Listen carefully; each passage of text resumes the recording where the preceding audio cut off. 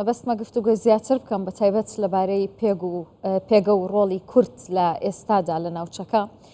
بەڕێز غازی حەسەن شرۆڤەکاری سیاسی ڕاستەوخۆ لە ستۆدیۆ لەگەڵ من ئامادەیە. کاک غازی زۆر بەخێر بێ بە کوردستان 24. ینی هەتا سەرەڵدانی ساڵی 1990 ینی کورد وەکو میلەتێک بە چاوی بەزەیەوە سەیریەکرا لەلایەن وڵاتانی دیکەوە، بەڵام ئێستا خۆتان دەزانن پێگەی کورد چۆنە لەلایەن وڵاتانی دیکەی جیهانەوە، بۆ نمونە وەکو ئەمریکا کە هاوبەشی سەربازی و زۆر پەیوەندی و دەوڵەتیان هەیە بەیەکەوە. ئەمە چۆن هەڵدەسەنگێنن؟ سەرەتا سوپاس. بێگومان ئێمە دەزانین تا 91 کورد وەکو هێزێکی یەکلاکەرەوە بەشدار لە هیچ پرۆسەیەکی سیاسی سەربازی ئەمنی لە ناوچەکە چاوی لێ نەدەکرا. هێزێکی شۆڕجێر بوون، خەباتیان دەکرد تەنیا بۆ بەدەستێنانی ئازادی. بەڵام دوای 91 پێگەی کورد لە ناوچەکە بەهۆی هەڵبژاردن، بەهۆی دروستکردنی پرۆسەیەکی دیموکراسی، دروستکردنی پەرلەمان، پێکینانی حکوومەت، گۆڕانکاری لە ناوچەکە، نەمانی دوو قوتبی جیهانی سۆسیالیستی و سەرمایهداری سۆڤیەت و ئەمریکا، نەمانی سۆڤیەت، هەموو هاوکێشەکانی دنیای گۆڕی بە تایبەتی لە ناوچەکەش. ئەمە کورد توانی لەم گۆڕانکاریە چەند هەنگاوێکی زۆر گرنگ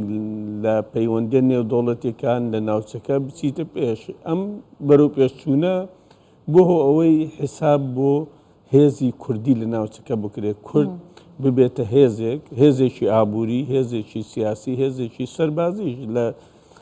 ڕووداوەکان بینیمان لە شەڕی داعش کورد هێزێکی سەربازی هاوبەشی هاوپەیمانان بە سەرۆکاتی ئەمریکا بوو. کورد ئەم پێگە گرنگەی هەبێ لەلایەن وڵاتانی دیکە؟ بەشداری کوردە، جوگرافیای کورد، هێزی کورد، تێفکرینی کورد، بیرروباوەڕی سیاسی کورد، کۆمەڵایەتی کورد کە جەخت لەسەر ئاشتەوایی، پێکەوە ژیان، دیموکراسی، هێنانە ئارای مۆدێلێکی نوێی حکومڕانی سیاسی ئابووری لە هەرێمی کوردستان جیاواز لە وڵاتە دەژیرکەرەکانی دەوروبەری کورد وای کرد کە ئەمە ببێتە هۆی بایەخپێدانێکی فراوانتر. ڕاست ئەم بایەخپێدانە لە هەڵکشان و داکشانە زۆر جار دەکەوێتە ژێرپرسیارەوە لە ناوەخۆ و دەرەوە، بە تایبەتی فشارە ناوەخۆیەکان هەمیشە ئەوانەی ناڕازی نوان نیشان دەدەن کە پێگەی کورد ئەم پێگە متمانە پێکراوە بەهێزە نییە کە ئەوان دەیانوێت لە کردەوەدا بە پێچەوانەوە. ینی لە دەرەوەی هەموو ئەو فشارە زۆرەی لە سەر کورد هەیە، چ لە ناوەخۆ چ لە دەرەوە، پێگەی کورد ڕۆژ بە ڕۆژ بەرەو پێش دەچی. ئەم بەرەو پێشچوونە وای کردووە گەلێک لایەن گەلێک هێزی ناوچەکە نیگەران بن لە بەرەو پێشچوونی کورد ئەم پێگەیە. باشە، لەسەر ئەو پێگەی کە باست کردانی خۆتان دەزانن ئێمە لە ڕۆژهەڵاتی ناوەڕاستی ئێستاش هەموو جەمسەر و ناکۆکی و ئاڵۆزیەکان لە ڕۆژهەڵاتی ناوەڕاست کۆبوونەتەوە. کورد چۆن دەتوانێت باڵانسە ڕاگرێ ئەم پەیوەندیە دیبلۆماسیەکانی خۆی بەهێز بک پەرەی پێ بدات و ئەوەشی لەبیر نەچێت کە لە ڕۆژهەڵاتی ناوەڕاستە؟ بەداخەوە زۆر کورسە کورد بتانی 100% پێگەی هاوسەنگی ڕابگری لە نێو ئەو ململانێ سەخت و ئاڕۆزانەی کە ئێستا لە ناوچەکە هەڵیانداوە، چونکە کورد لەلایەک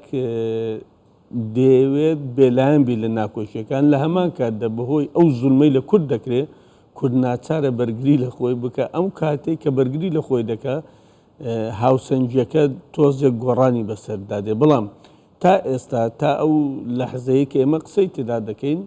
کورد توانیوێتی هاوسەنگی بێلایەنی خۆی لە ناکۆشیەکان لەم ناوچەیە پارێزی. ئەمە سیاسەتێکی گونجاوی شیاوە بۆ ئەوەی کورد پریشتی کێشە و ناکۆشیەکانی پێ نەکەوێت، نەبێتە بەشێک لە ناکۆچی ململانەکان. نەرچەندەمە پرۆسەیەکی زۆر قورسە، چونکە قەزیەی کوردی، مەسەلەی کورد لە ناوچەی لە ڕۆژهەڵاتی ناوەڕاست یەکێکە لە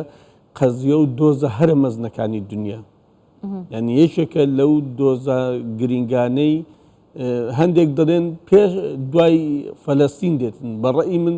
پێش فەلەستینیش دێت، لەبەرەوەی فەلەستین بەلای کەمەوە ئێستا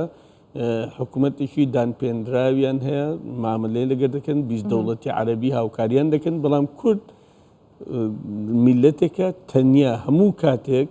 لە ژێر هەڕەشەی لە ناوبردنە لە ژێر هەڕەشەی پاشە پێکردنە لە ژێر هەڕەشەی ئەوەیە کە مەترسی جارێشتر ئەوەی بیگەڕێنەوە نقطەی سفر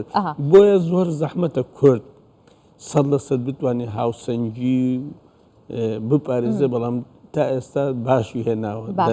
سەرکردایەتی سیاسی کورد چۆن بتوانێەوە بەرهێنان لەم پەیوەندە دیبلۆماسیانەی خۆی بکات ینی وڵاتێکی وەکو ئەمریکا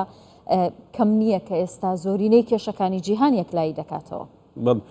ئێمە دەزانین لە دوای نوهەتویەک بەهۆی یەک قوتبی دنیا ئەمریکا سەرکردایەتی ئەم یەک قوتبیە دەکات گلۆبالیزماتە ئاراوە کورد توانی ببێتە بەشێک لە پرۆسە دیبلۆماسی بەلایکەمەوە پرۆسەی دیبلۆماسی لە جیهاندا لە ناوچەکەدا ئەمەش جۆرێک لە هاوسەنگی و بەرژەوەندی لە نێوان بەتایبەتی هەرێمی کوردستان کە پێکهاتەیەکی دەستوری و یاساییە لە عێراق توانی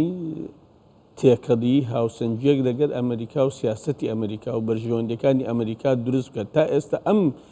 ئەم هاوسەنگی و پاراستنی بەرژەوەندیە لە نێوان هەردوو لە بۆتە هۆکارێکی زۆر بەهێز کە پرۆسەی سیاسی کیانی هەرێمی کوردستان بەردەوام بێتن و لە هەندێک بوار گەشە بکات هەرچەندە هەڕەشەیەکی زۆریشی لەسەرەوەکەوەی ئێستا دەیبینین چۆن کورد بتوانێت ئەمە بپارێزیان بەرەو پێشی ببە بەڕاستی ئەمە نقطەیەکی زۆر گرینگە هەمیشە پرسیاری ئەوە دەکرێت کورد پێویستە وەکو موسسەیەک وەکو دامەزراوەیەکی دەستوری یاسایی سیاسی یەکگرتو خاوەنی یەک گوتار مامەلە لەگەر دەرەوە بکات لە ڕووی دیبلۆماسیەوە لە ڕووی ئابوووریەوە ململانەی حزبی ناکۆکی حزبی دابەشبوونی حزبی دەکرێت وەکو پرۆسەیەکی دیموکراسی سیاسی لە ناوخۆی هەرێمی کوردستان هەر چۆنەکە بەکاربێن بەڵام بۆ دەرەوە پێویستە یەکگرتوو بین هەروە پێویستە لۆبی کوردی ڕەوەندی کوردی بەهێز بکرێت لە هەموو چین و توێژ و پێکاتە و لایەن و بۆچوونە سیاسەکان ڕەوەندێکی بەهێزی کوردی لە دەرەوەی وڵات دروست بکرێت بۆ ئەوی کاریگەری لەسەر ڕەئی عامی عالەمی ئەو وڵاتانە و سیاسەتی ئەم وڵاتانە دروست لە کاتی هەڵبژاردن بەشدار بن کاریگەریان هەبی بەرژەوەندی کاندێدەکان ڕەچاو بکەن بۆ ئەوەی پاڵپشتی زیاتر بۆ مەسەلەی کورد پەیوەندیە دیبلۆماسیەکانی کورد دروست بکەن دەستخۆش زۆر سپاس بە شرۆڤەکانت بەڕێز غازی حەسەن شرۆڤەکاری سیاسی سپاس بۆ ئامادەبوونیت زۆر سپاس بۆ ئێوەش